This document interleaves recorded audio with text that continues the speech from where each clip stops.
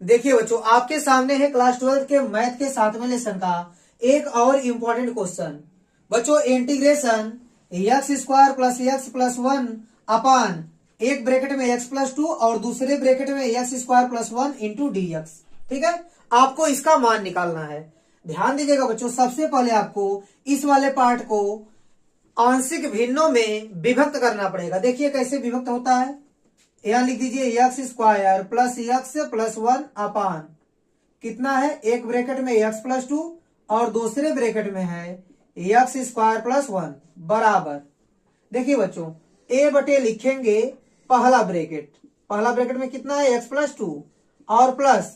देखिए बच्चों, दूसरे ब्रैकेट में जो बहुपद है वह द्विघात है, तो द्विघात होगा तो ऊपर आपको लिखना पड़ेगा बी एक्स प्लस सी। अगर एक घात में होता जैसे एक्स प्लस 2 था तो आप केवल बी बटे लिख देते, लेकिन यह द्विघात है इसलिए आपको लिखना पड़ेगा बी एक्स प्लस सी लिखना पड़ेगा, और बटे आपका है एक्स स्क्वायर प्लस 1। ठीक है, इसको मान लीजिए समीकरण नंबर 1। अब इसको आगे सॉल्व कीजिए।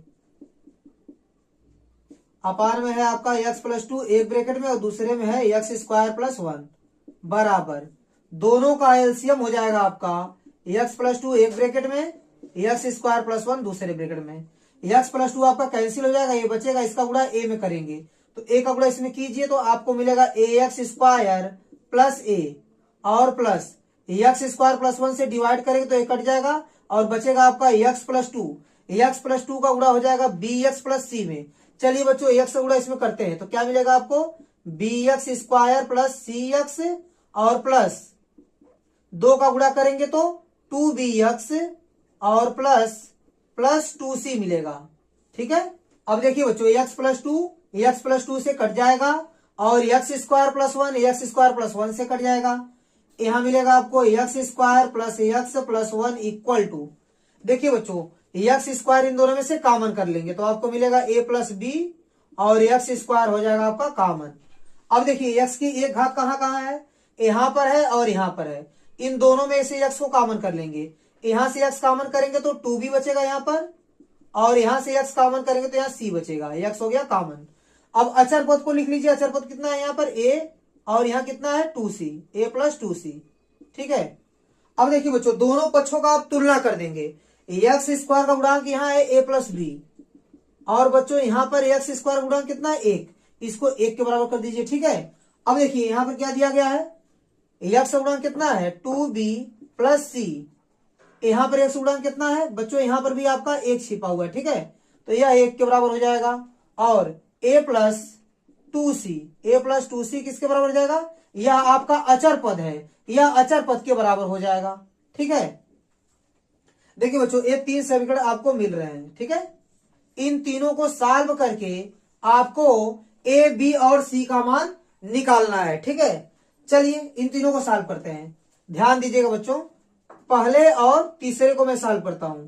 a plus B equal to 1 है और यहां पर a plus 2c equal to 1 है। अब बच्चों घटाएंगे तो चिन्ह बदल जाएगा, एक कट गया और आपको मिल जाएगा b माइनस 2c बराबर, देखिए a प्लस 1 a माइनस 1, ये भी आपस में कैंसिल हो जाएगा तो आपको मिल जाएगा 0। ठीक है, क्योंकि जब घटाए हैं तो इसका चिन्ह बदल चुका है। ठीक है, a माइनस 1 है और a प्लस 1 है, तो b बराबर आपको मिल जाएगा 2c। ठीक है, b बराबर मिल जाएगा 2c। इस b का मान आप रख सकते हैं इस वाले समीकरण में। ठीक है, तो a हो गया 2 और b का मान हो जाएगा आपका 2c और प्लस c बराबर 1। 2 का गुणा 2 में करेंगे तो 4, ये हो जाएगा आपका 4c प्लस c बराबर 1। इन दोनों को जोड़ेंगे तो आ जाएगा आपका 5c बराबर 1 और c बराबर 1/5। ठीक है, अब c का मान रखेंगे इसमें तो आपको b का मान मिल जाएगा, b इक्वल टू 2 इंटू सी का मान है 1/5, तो आपको मिल जाएगा यहाँ पर 2/5। तो b का मान मिल गया 2/5, c का मान मिल गया 1/5। अब निकाल लीजिए बच्चों a का मान। ठीक है, देखिए बच्चों, b का मान इसमें रख देंगे तो आपको a का मान भी मिल जाएगा। देखिए क्या मिलता है, a है आपका a प्लस b का मान कितना है 2/5 बराबर क्या है 1, तो a इक्वल टू कितना मिल जाएगा 1 माइनस 2/5, तो a इक्वल टू हो जाएगा 5 को गुणा 1 में कीजिए, 5 1 5, 5 में से 2 जाएगा तो 3 बचेगा, 3/5। a का मान मिल गया आपको 3/5। ठीक है, अब देखिए बच्चों, a b और c का मान समीकरण 1 में रखेंगे। ठीक है, तो समीकरण 1 में रखेंगे तो आपको क्या मिलेगा, चलिए मैं डायरेक्ट यहां लिखता हूं, ध्यान दीजिएगा। देखिए देखिए बच्चों, ए का मान इसके बराबर क्या आएगा, ए का मान रखिए 3/5, 3/5 और बटे में x+2, ठीक है, प्लस बी का मान कितना है, बी का मान है 2/5, तो ये हो जाएगा आपका 2/5x प्लस सी का मान कितना 1/5, लिख देंगे 1/5 और पूरे के बटे क्या हो जाएगा x² + 1, ठीक है, ब्रैकेट को बंद कर लीजिए और यहां लिख दीजिए dx, ठीक है। इसको और आगे सॉल्व कीजिए, इंटीग्रेशन अलग अलग लगा सकते हैं आप, 3/5 बटे x+2 dx प्लस, अब देखिए बच्चों x² + 1 इसके भी बटे लग सकता है और इसके भी बटे लग सकता है, तो आप लगा दीजिए 2/5x के बटे कितना है x² + 1, इंटीग्रेशन dx कर दीजिए, ठीक है। अब देखिए फिर प्लस, अब देखिए बच्चों 1/5 पूरे के बटे हो जाएगा x² + 1, इंटीग्रेशन dx, ठीक है। इसको और आगे सॉल्व कीजिए, 3/5 को आप बाहर कर लीजिए, 3/5 बाहर हो जाएगा 1/x+2 और ये हो गया आपका dx, ठीक है।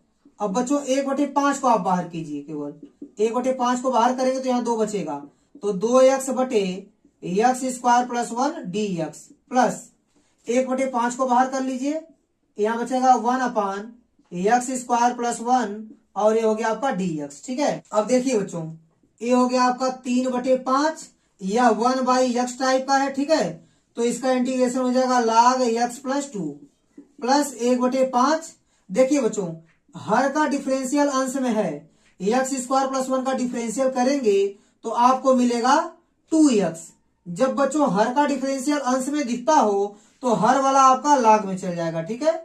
तो बच्चों इसका भी इंटीग्रेशन हो गया प्लस 1/5, बच्चों ए है आपका 1/1 प्लस x², इसका इंटीग्रेशन होगा tan 1x और समाकलन नियतांक आप जोड़ देंगे c, ठीक है।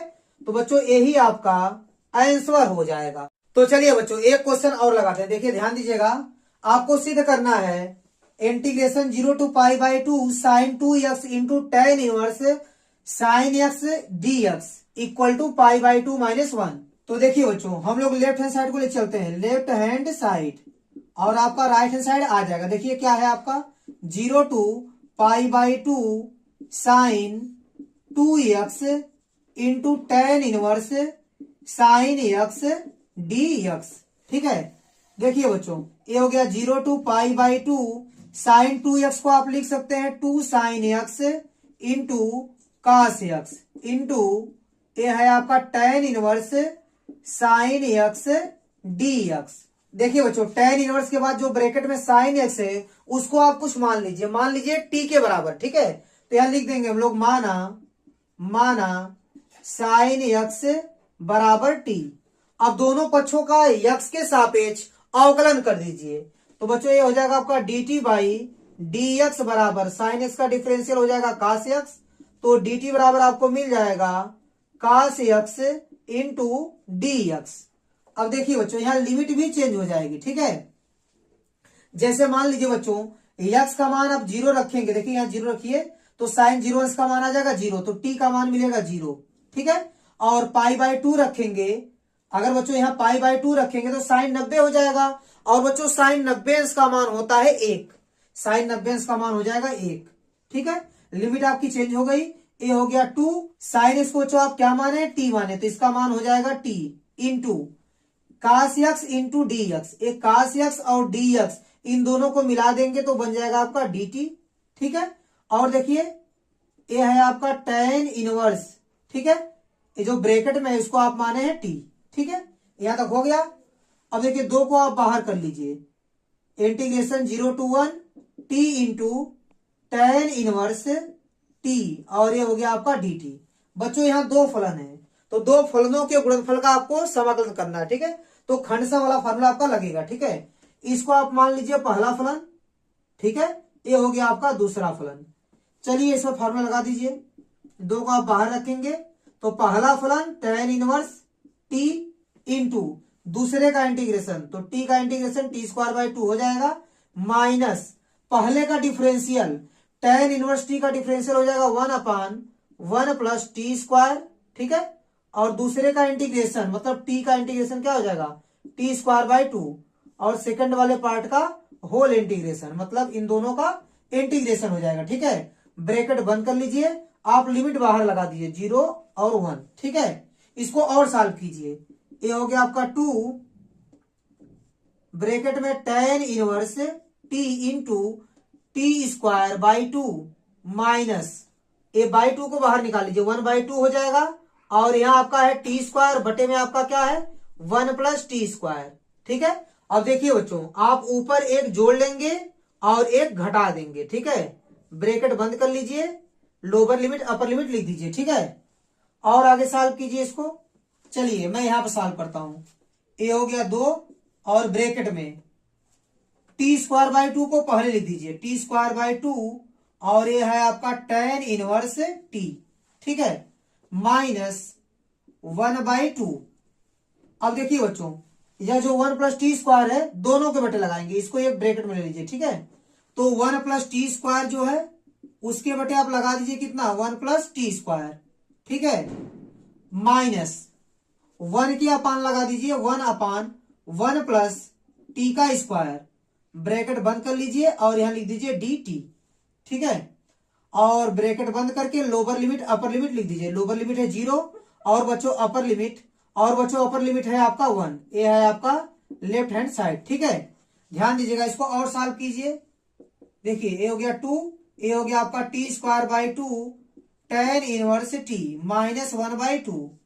देखिए ये आपका कैंसिल हो जाएगा, यहां बचेगा 1 माइनस 1/1 प्लस टी स्क्वायर और D T, lower limit upper limit. ठीक है, ये हो गया आपका 2 ब्रैकेट में T square by 2 tan inverse T minus 1/2। 1 का इंटीग्रेशन करेंगे टी मिलेगा, और बच्चों इसका इंटीग्रेशन करेंगे तो tan इनवर्स टी मिलेगा। ठीक है, ब्रैकेट बंद कर लीजिए, लोअर लिमिट अपर लिमिट लगा दीजिए। अब देखिए बच्चों, इस 2 का अंदर गुणा कर दीजिए, 2 से 2 कट जाएगा, आपको मिलेगा T square tan inverse T. 2 का गुणा इसमें करेंगे तो यहां भी 2 कट जाएगा, केवल माइनस का अंदर गुणा होगा, तो माइनस टी माइनस गुणे minus plus tan inverse T, lower limit 0 upper limit 1। बच्चों अपर लिमिट का मान रखिए 1 रखिए, यहां पर 1 का स्क्वायर आएगा 1 इंटू tan इनवर्स यहां रख दीजिए 1 हो गया, और माइनस ए हो गया 1 और प्लस tan इनवर्स 1 हो जाएगा। ठीक है, ये हो गया आपका अपर लिमिट। ठीक है, फिर माइनस लोअर लिमिट, यहां रखेंगे 0, पूरा 0 कर देगा। ठीक है, ये हो जाएगा 0 माइनस यहां रखेंगे 0, ये भी 0 हो जाएगा, और यहां कितना आएगा प्लस tan इनवर्स 0। कितना लिखेंगे आप यहां पर, यहां लिख दीजिए tan इनवर्स 0। ठीक है, ब्रैकेट को बंद कर लीजिए। ठीक है बच्चों, आगे बढ़ाइए। ए हो गया 1, 1 का इंटू करेंगे कोई फर्क नहीं पड़ेगा, तो tan इनवर्स 1, tan कितने अंश का मान 1 होता है, तो tan 45 अंश का मान 1 होता है, यहां लिखेंगे π/4 माइनस ए हो गया 1 और प्लस, देखिए बच्चों tan 45 अंश का मान 1 होता है तो ए भी हो जाएगा आपका π/4। ठीक है, और माइनस देखिए ए भी 0 यह भी 0 प्लस tan 0 अंश का मान 0 होता है तो ए भी 0 हो जाएगा। ठीक है, ये सब 0 हो जाएंगे, इसको छोड़ दीजिए, तो π/4 जोड़ेंगे तो 2π/4 मिलेगा, फिर माइनस 1, 2 से काटेंगे 2 दूनी 4, तो π/2 और माइनस 1, यही आपको लाना था। ठीक है बच्चों, यही आपको लेकर आना था। ये आ गया आपका राइट हैंड साइड। तो बच्चों यह आपका प्रूफ हो। तो बच्चों उम्मीद करता हूं कि ये दोनों क्वेश्चन आपको अच्छे से समझ में आए होंगे।